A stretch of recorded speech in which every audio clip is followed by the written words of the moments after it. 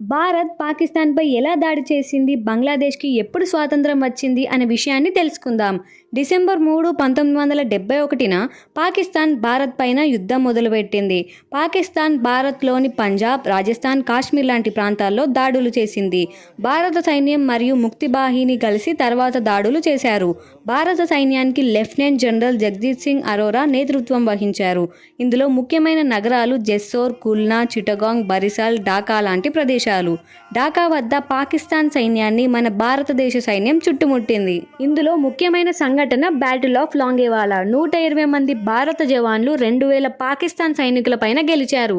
ఢాకాలోని race course మైదానంలో Pakistan general AAK Niazi చేతుల మీదుగా భారత్ జనరల్ అరోరా ముందు సరెండర్ డాక్యుమెంట్ సంతకం చేశారు. 93,000 పైగా పాకిస్తాన్ సైనికులు సరెండర్ అయ్యారు. ఇది రెండవ ప్రపంచ యుద్ధం తర్వాత అతిపెద్ద సైనిక సమర్పణ. డిసెంబర్ 16, 1971న బంగ్లాదేశ్ స్వాతంత్ర దేశంగా ఏర్పడింది. భారత్కు ప్రపంచవ్యాప్తంగా వ్యూహాత్మక గౌరవం పెరిగింది.